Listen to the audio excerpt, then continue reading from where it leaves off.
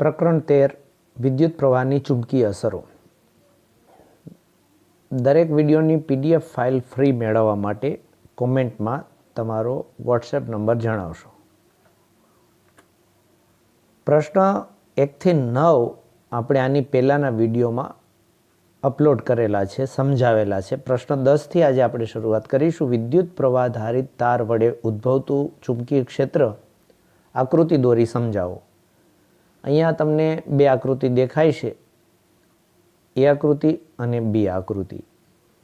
આ એ આકૃતિ છે એની અંદર આપણે તાંબાનો એક લાંબો સુરેખ તાર 1.5 વોલ્ટના 2 કે 3 સેલ જે ઘડિયાળમાં આપણે લગાવીએ છીએ તે એક પ્લગ કળ, એટલે આપણે જે હોલ્ડર પ્લગનો યુઝ કરીએ ને, આમ પિન ચડાવી દઈએ એટલે સ્ટાર્ટ થઈ જાય એવી દરેકને આકૃતિ એમાં દર્શાવ્યા મુજબ ગોઠવો. હવે સુરેખ તાર છે, આ જે તાંબાનો તાર દેખાય તે, આ પણ તાંબાના જ તાર છે, પણ એ વાયર ખુલ્લા નથી. બરાબર, આ ખુલ્લો છે એટલે આની ઉપર કવર છે અને આ તાંબાનો તાર ખુલ્લો છે. ઓકે, તો હવે તમારે શું કરવાનું છે? આ તાર જે દેખાય એ ઉપર છે અને સોય છે, આ હોકાયંત્ર છે એ નીચેના ભાગમાં છે.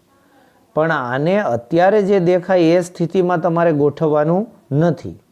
તો કેવી રીતે ગોઠવવાનું છે? તો અહીંયા બરાબર ધ્યાન આપજો.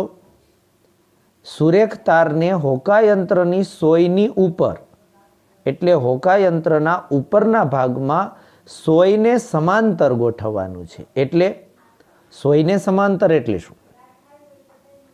તો વિદ્યાર્થી મિત્રો, સોયને સમાંતર એટલે આ જે સોય જે દેખાય છે એ આ સ્થિતિમાં હોય અથવા રહે એવી રીતે આપણે ગોઠવવાનું છે. ઓકે, એટલે તારને જેવી રીતે રાખવાનો ઉત્તર દક્ષિણ દિશામાં, જેથી કરીને ચુંબકીય સોય પણ ઉત્તર દક્ષિણ દિશામાં સ્થિર થાય. એટલે આજે અત્યારે હાલમાં તમને આ રીતે દેખાય છે સોય, જે આમ હોવી જોઈએ.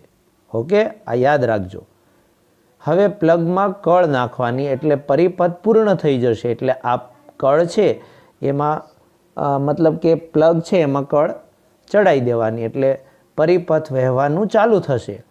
તમે જોઈ શકો છો તમારા ડાબા હાથ તરફથી, આમ તો જમણા હાથ તરફથી ડાબા તરફ, અને ઉપરની દિશામાં જુઓ તો ડાબાથી જમણા તરફ, અને અહીંયા સાઈડમાં ઉપરથી નીચે, અને ફરી પાછું જમણા હાથથી ડાબી તરફ પ્રવાહ વહે છે. આ બેટરી છે, સેલ છે. સોયના ઉત્તર ધ્રુવના થતા કોણાવર્તનની દિશાનું અવલોકન કરો. કોણાવર્તન એટલે શું? પહેલાં તો આપણે ગોઠવેલી સોય આમ હતી, પણ જેવું તમે પ્લગમાં કળ ચડાવશો એટલે આ જે સોય છે એ સોય આમ હતી એના બદલે 90ના ખૂણે, એટલે અહીંયા જુઓ તમે, તો અહીંયા તમે જોઈ શકો છો કે આકૃતિની અંદર આ જે છે એ ઈ એટલે ઈસ્ટ, એટલે કે પૂર્વ દિશા છે. એટલે આ જે ચુંબકીય સોય છે એનો ઉત્તરનો ભાગ છે, એટલે કે ઉત્તર છેડો છે, ઉત્તર ધ્રુવ છે, એ પૂર્વ તરફ રહે છે. આકૃતિ બીમાં તમારે શું કરવાનું છે? આ જે બેટરી છે એમાં આ બાજુ ધન છેડો છે અને આ બાજુ ઋણ છેડો છે, એટલે એને ફેરવી નાખવાનું. અહીંયા ઋણ, અહીંયા ધન. તમે જ્યારે આકૃતિ દોરો ને ત્યારે જ્યારે ધન ધ્રુવ દર્શાવો ને પ્લસ, એટલે એ મોટો લીટો કરવાનો, અને નાનો છેડો છે એ ઋણ ધ્રુવ દર્શાવવાનો. ડન. તો અહીંયા તમે એ પણ સમજી શકો છો, પહેલાં આ સોય છે એ આ છેડો હતો એ આ તરફ હતો, અહીંયા બતાવે છે, જે પૂર્વ તરફ જતો રહ્યો છે, એટલે આ 90નો ખૂણો આ રીતે બની જાય છે. એવી રીતે સેલને તમે ફેરવી નાખશો ને ઉલટ સુલટ, તો પ્રવાહ છે એ ઉલટી દિશામાં જવા લાગશે. ખ્યાલ આવી ગયો? તો ઉલટી દિશામાં પ્રવાહ જશે ત્યારે જ્યારે તમે હોકાયંત્રની સોયનું અવલોકન કરશો તો તમને જે પૂર્વ દિશામાં મૂવમેન્ટ થતી હતી એના બદલે પશ્ચિમમાં થશે. એટલે છેડો તો ઉત્તર દિશામાં જ હતો આ, પણ એ પશ્ચિમ દિશામાં થઈ ગયો આ છેડો. ઓકે, અહીંયા આકૃતિમાં થોડી આમ તેમ ભૂલ હોઈ શકે, બાકી ખરેખર આ રીતે દર્શાવ્યું હોત તો પણ ચાલત. આ જે સોય આમ છે સેજ, એ આ બાજુ દર્શાવી હોત તો ચાલત. ઓકે, તો આ તમે સમજી ગયા. તો તો અવલોકન આપણે કર્યું કે આકૃતિ એમાં વિદ્યુત પ્રવાહ ઉત્તરથી દક્ષિણ દિશા તરફ વહેતો હોય છે, ત્યારે હોકાયંત્રની સોયનો ઉત્તર ધ્રુવ છે એ પૂર્વ દિશામાં આવર્તન પામે છે, એટલે આ પૂર્વ દિશામાં. ઓકે, આ રીતે. અને ઉલટું જો તમે કામ કરો તો એમાં ઊંધું થઈ જાય, પશ્ચિમ દિશામાં આવર્તન પામે. એનો અર્થ એ થયો કે જો વિદ્યુત પ્રવાહની દિશા ઉલટાઈ જાય, અહીંયા અર્થ છે. ઓકે, તો વિદ્યુત પ્રવાહને લીધે ઉદ્ભવતા ચુંબકીય ક્ષેત્રની દિશા પણ ઉલટાઈ જાય. એટલે તમે વિદ્યુત પ્રવાહની દિશા ઉલટાવો તો વિદ્યુત પ્રવાહથી જે ચુંબકીય ક્ષેત્ર ઉત્પન્ન થાય છે એની દિશા પણ ઉલટાઈ જાય છે. નિર્ણય: વિદ્યુત પ્રવાહના કારણે ઉદ્ભવતા ચુંબકીય ક્ષેત્રની દિશા વિદ્યુત પ્રવાહની દિશા ઉપર આધાર રાખે છે. પ્રશ્ન 11. સુરેખ વાહક તારમાંથી વહેતા વિદ્યુત પ્રવાહ વડે ઉદ્ભવતું ચુંબકીય ક્ષેત્ર આકૃતિ સહિત સમજાવો. તો અહીંયા આ તાંબાનો તાર છે, આ પુઠ્ઠું છે, એની ઉપર આ જે છે એ લોખંડનો ભૂક્કો છે. એને ટકોરા મારવાથી તમને વર્તુળાકાર ભાત દેખાશે. એ આકૃતિ તમે અહીંયા પણ સમજી શકો છો, અને અહીંયા પણ મેં બધી પ્રકારની આકૃતિ તમારી સમક્ષ રજૂ કરી છે. આ છે ચુંબકીય ક્ષેત્ર રેખાઓ. પણ ધ્યાનથી જોજો, આ બેટરી છે, એ બેટરીનો આ ધન છેડો છે, આ પ્રવાહ અહીંથી આમ જાય છે એટલે ઉપરથી નીચે વહે છે. અને અહીંયા તમે એરો જો બારીકાઈથી જોશો તો આ જે સર્કલ છે વર્તુળાકાર, એના એરો છે એ તમને આમ ઉપર તરફ જતા દેખાય છે. અને અહીંયા જે દેખાય છે એ ચુંબકીય સોય છે, અને આ કળ છે. અહીંયા પણ તમે સ્પષ્ટ રીતે જોઈ શકો છો. ઓકે, એક બેટરી 12 વોલ્ટની ચલ અવરોધ અથવા એને રિહોસ્ટેટ પણ કહેવાય, જે આપણે પ્રકરણ 12માં પણ શીખી ગયા છીએ. એમીટર 0 થી 5 એમ્પિયરનું લેવાનું છે. અને આમાં ખાસ કરીને એમીટરની અહીંયા નથી જરૂર પડી, પણ અહીંયા બતાવેલું છે. એટલે જૂના અભ્યાસક્રમ પ્રમાણે આ છે, અને આ નવા અભ્યાસક્રમ NCERT પ્રમાણે છે. એટલે એમીટર પ્લગ કળ આ દેખાય તે, જાડો લાંબો સુરેખ તાંબાનો તાર આ દેખાય તે, આ રીતે ગોઠવી દેવાનું. પછી એક લંબચોરસ પુઠ્ઠું લઈ એના મધ્યમાંથી એના સમતલને લંબ રૂપે આમ તાર ફિટ કરવાનો, એમાંથી પસાર કરવાનો. ધ્યાન રાખો કે પુઠ્ઠું તારમાં જડિત હોય, ઉપર કે નીચે સરકતું ન હોવું જોઈએ. આ પુઠ્ઠું છે એ હલનચલન ન થવું જોઈએ, એકદમ ફિક્સ થઈ જવું જોઈએ. નીચે એવું કંઈક તમે બાંધી દો તો ફિક્સ થઈ જાય. આકૃતિ એમાં દર્શાવ્યા મુજબ તાંબાના તારને બિંદુ X અને Yની વચ્ચે ઉધ્વ રહે, ઉધ્વ એટલે ઉપર, એ રીતે બેટરી, પ્લગ કળ, એમીટર, રિહોસ્ટેટ આ બધું શ્રેણીમાં તમને અહીંયા દેખાય છે. થોડો લોખંડનો ભૂકો પુઠ્ઠા પર સમાન રીતે ભભરાવી દેવાનું, એટલે કે આમ વેરી દેવાનું. પછી કળ લગાવીને પરિપથ બંધ કરો, એટલે સ્વિચ ચાલુ કરો આપણી ભાષામાં. એટલે તારમાંથી વિદ્યુત પ્રવાહ વહેશે એ સુનિશ્ચિત કરો કે બિંદુઓ X અને Y વચ્ચે જોડેલ તાંબાનો તાર ઉધ્વ દિશામાં રહે. એ બધું તો આપણે સમજી ગયા. ચલ અવરોધ અથવા રિહોસ્ટેટ કહેવાય એને. એના ચલને એક ચોક્કસ સ્થિતિમાં રાખી અને એ મીટરમાંથી વહેતા પ્રવાહની નોંધ કરો કે કેટલો પ્રવાહ વહે છે. પુઠ્ઠાને હળવેથી ટકોરા મારો એટલે લોખંડનો ભૂકો છે એ સંકેન્દ્રિત વર્તુળાકારમાં ગોઠવાઈ જશે, અહીંયા દેખાય એમ. આ રીતે ઉદ્ભવતા ચુંબકીય ક્ષેત્ર રેખાઓની દિશા વર્તુળના કોઈ બિંદુ P પાસે હોકાયંત્ર ગોઠવીને શોધીશું. સુરેખ તાંબાના તારમાંથી વહેતા વિદ્યુત પ્રવાહની દિશા ઉલટાવતા ચુંબકીય ક્ષેત્ર રેખાઓની દિશા પણ ઉલટાઈ જાય છે. હું તમને આકૃતિમાં લઈ જાઉં છું. તો અહીંયા તમે બેટરીને ઉલટી કરી દો તો પ્રવાહ છે આ દિશામાં વહેવા લાગશે, અને આ જે એરો આમ જતા દેખાય છે આ રીતે, બરાબર આમ, એના બદલે ઉલટાઈ જશે. અને કોણાવર્તન પણ જે સોય ગોઠવેલી છે અહીંયા ચુંબકીય સોય, એનું કોણાવર્તન પણ આપણા પ્રશ્ન 10 પ્રમાણે ઉલટું થઈ જશે. જો તાંબાના તારમાંથી વહેતા વિદ્યુત પ્રવાહમાં વધારો કરવામાં આવે તો આપેલ બિંદુ પાસે હોકાયંત્રની સોયનું કોણાવર્તન વધે છે. એટલે સ્પીડથી આમ કોણાવર્તન થાય, અને વિદ્યુત પ્રવાહ ઘટે તો સોયનું કોણાવર્તન પણ ઘટે છે. જો તાંબાના તારમાંથી વહેતા વિદ્યુત પ્રવાહમાં વધારો કરવામાં આવે તો આપેલ બિંદુ પાસે ચુંબકીય ક્ષેત્રનું મૂલ્ય વધે છે. એટલે બિલકુલ આના જેવી જ સ્થિતિ.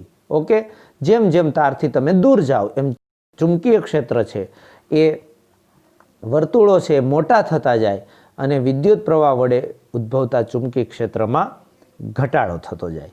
એટલે તમને આકૃતિમાં બતાવી દઉં, તમે અહીંયા નજીક હશો ને ત્યાં સુધી ચુંબકીય ક્ષેત્ર બહુ વધારે હશે, પ્રબળ હશે. જેમ આ છેલ્લું છે ને ત્યાં થોડું ઓછું હશે અને હજુ વધારે તમે દૂર જશો તો ત્યાં ચુંબકીય ક્ષેત્ર એકદમ ઘટી જશે અથવા 0 થઈ જશે. પ્રશ્ન 12, જમણા હાથના અંગૂઠાનો નિયમ સમજાવો. અથવા આ રીતે પણ પ્રશ્ન પૂછાઈ શકે.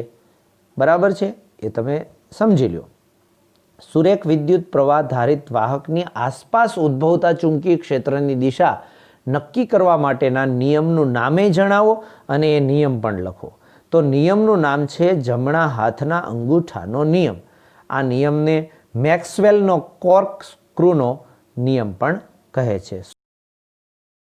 હવે તમને અહીંયા દેખાય છે ને, તમે તમારા હાથમાં, જમણા હાથમાં બોલપેન પણ પકડીને આ રીતે નક્કી કરી શકો. આ રીતે તમે અહીંયા ધ્યાનથી જુઓ તો જમણા હાથમાં એક વાહક તાર પકડેલો છે અને અંગૂઠો ઉપરની દિશામાં છે. અંગૂઠો કઈ દિશામાં રાખવાનો છે?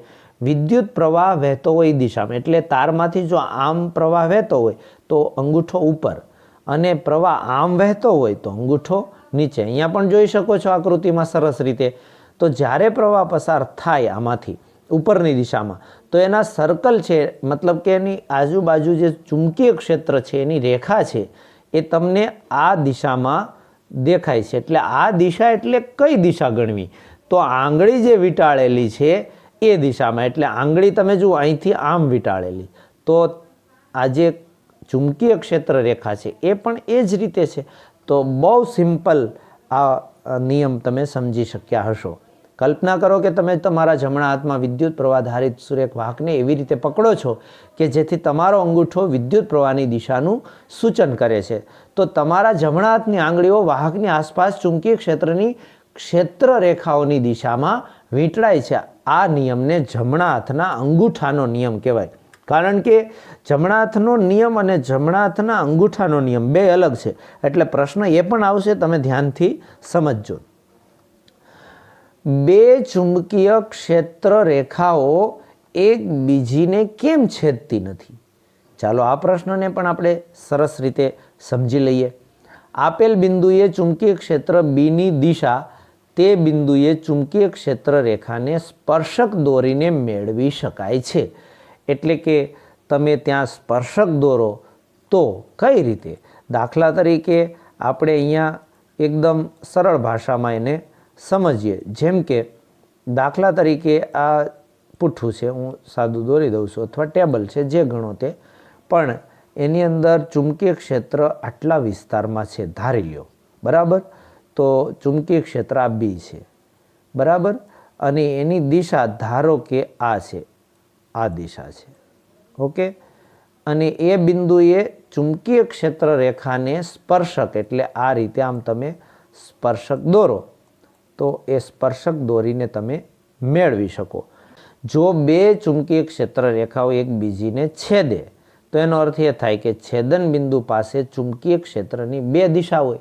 એ શક્ય નથી, કારણ કે ચુંબકીય ક્ષેત્ર છે એ અવકાશમાં આપેલ બિંદુએ સદિશ રાશિ છે. એટલે એને દિશાની જરૂર પડે. એટલે એની ચોક્કસ દિશા હોય, બે દિશા તો શક્ય ન હોય. એટલે માત્ર એક જ દિશા હોઈ શકે.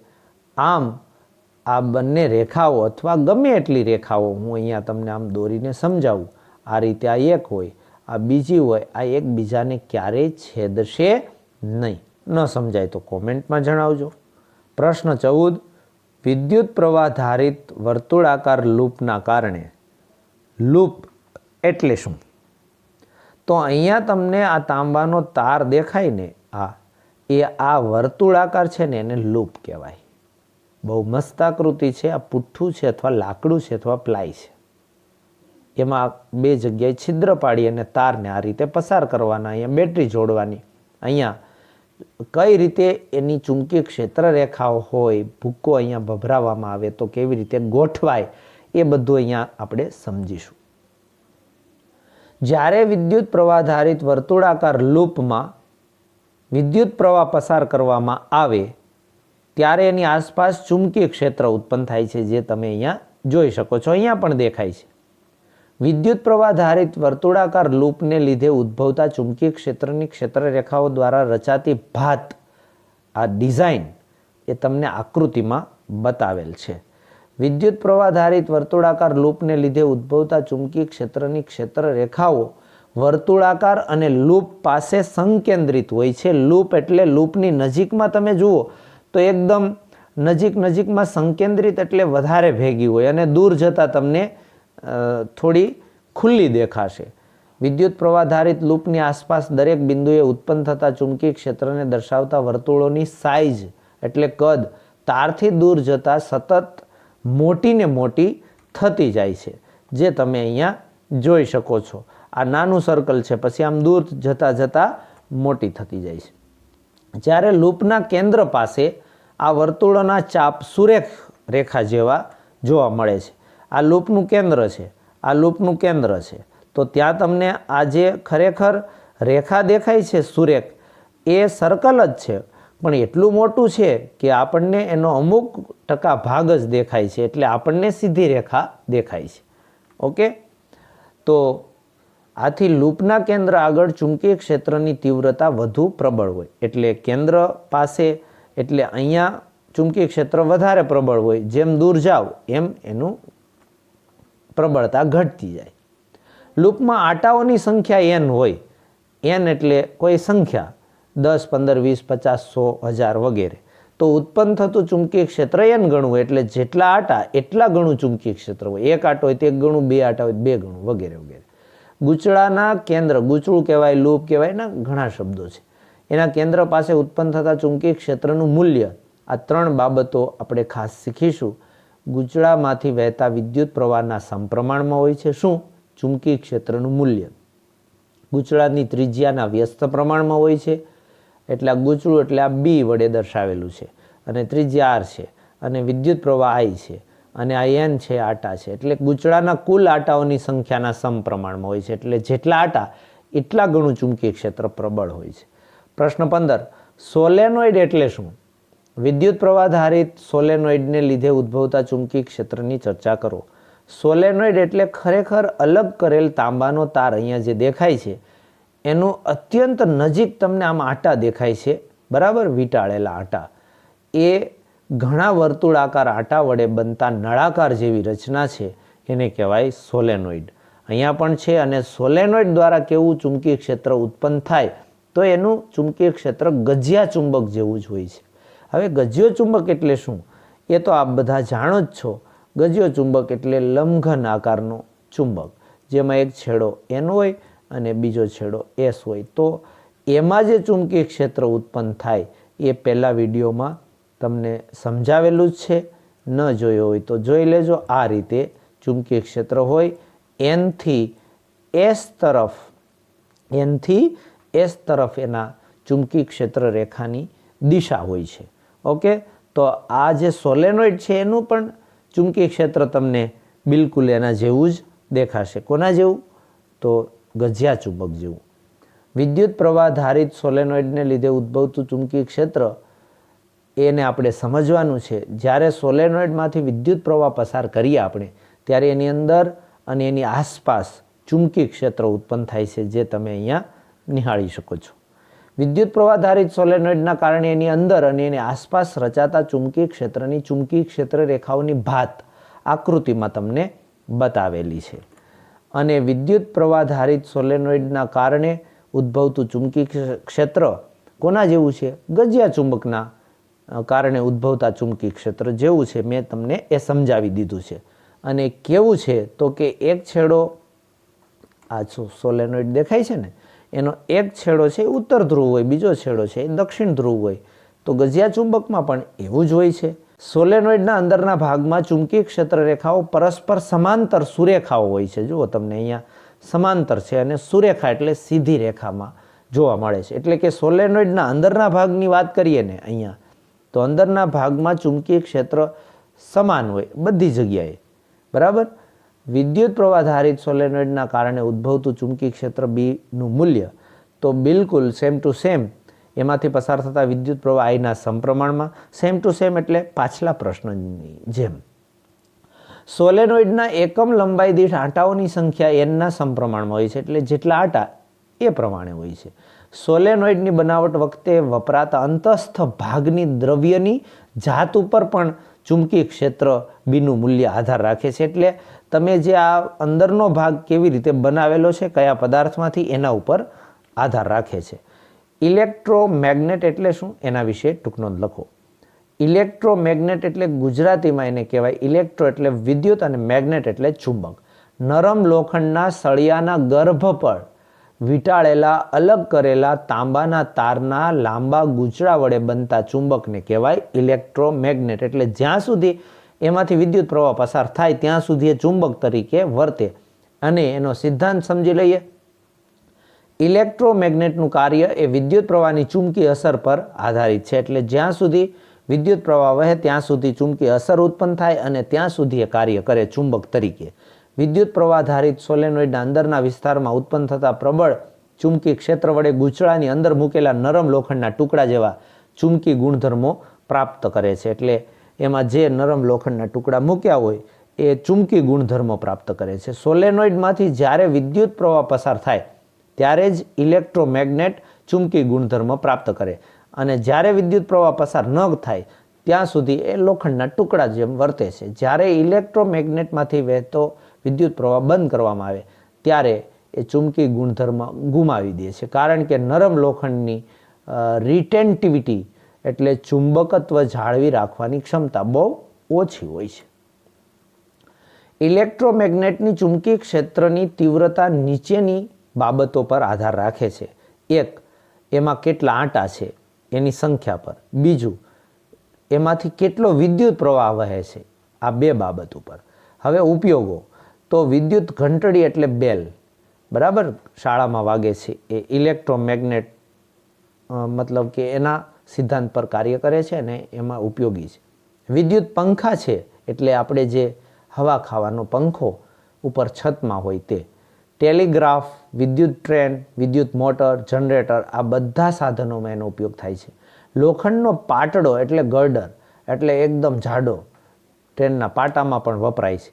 એવી ભારે વસ્તુ તમારે ઊંચકવી હોય તો એની હેરફેર કરવી હોય તો ભારે વસ્તુ મતલબ લોખંડની હોવી જોઈએ, આ યાદ રાખજો પાછું, તો એને જ ઊંચકી શકાય, બરાબર. શરીર પર પડેલા ઘામાંથી લોખંડના નાના ટુકડાઓને દૂર કરવો હોય તો તમારે મેડિકલ ક્ષેત્રે એટલે આ ચુંબક રાખે એની નજીકમાં અથવા એવા યંત્રો એટલે જેટલા કણો છે જે ઘામાં ઘૂસી ગયા છે એ નીકળી જાય. પ્રશ્ન 17. ટેબલના સમતલમાં રહેલ તારનું વર્તુળાકાર લૂપ ધ્યાનમાં લો. ધારો કે આ લૂપમાંથી સમઘડી દિશામાં એટલે ઘડિયાળના કાંટાની દિશામાં પ્રવાહ પસાર થાય છે. જમણા હાથના અંગૂઠાના નિયમનો ઉપયોગ કરી લૂપની અંદર તેમજ બહાર ચુંબકીય ક્ષેત્રની દિશા શોધો. જમણા હાથના અંગૂઠાના નિયમનો ઉપયોગ કરીને વિદ્યુત પ્રવાહધારિત વર્તુળાકાર લૂપના અંદરના એટલે અંદરનો ભાગ અને બહારના વિસ્તારમાં ઉદ્ભવતા ચુંબકીય ક્ષેત્રની દિશા તમે શોધી શકો છો, જે આકૃતિમાં બતાવેલ છે. તૂટક રેખાઓ દ્વારા દર્શાવેલ ચુંબકીય ક્ષેત્ર રેખાઓ એટલે તૂટક રેખા અહીંયા નથી, અહીંયા તો સળંગ છે, પણ આ જે વર્તુળાકાર છે એ તૂટક રેખા છે. એ પાનાના પૃષ્ઠને સમતલને લંબ રૂપે હોય છે. એટલે કે આ જે છે ને એ પાનું એટલે આ જે દેખાય તમને એને લંબ રૂપે હોય.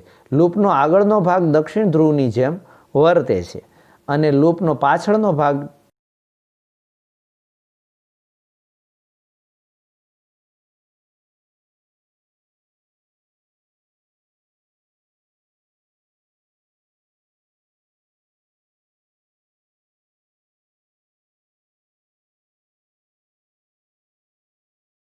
એટલે ટેબલના સમતલના સંપર્કમાં રહેલ ભાગ એટલે એ ઉત્તર ધ્રુવની જેમ વર્તે છે.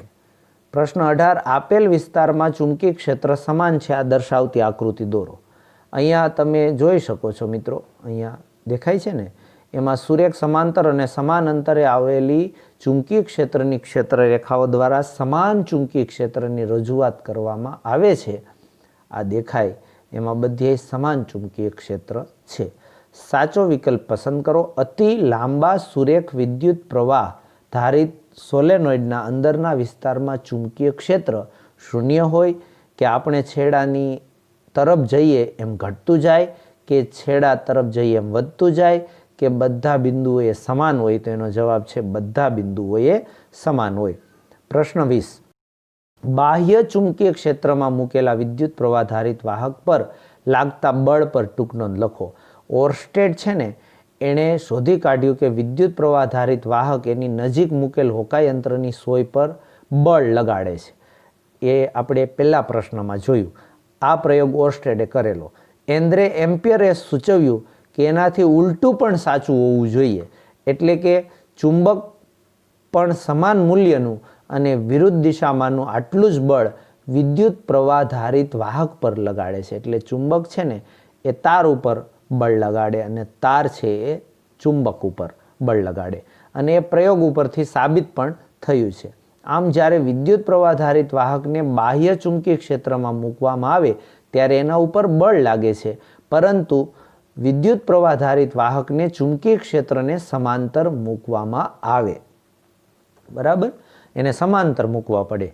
ચુંબકીય ક્ષેત્રમાં મૂકેલા વિદ્યુત પ્રવાહ વાહક પર લાગતું બળ એ વિદ્યુત પ્રવાહ વાહકના કારણે ઉદ્ભવતા ચુંબકીય ક્ષેત્ર અને જે બાહ્ય ચુંબકીય ક્ષેત્રમાં વાહક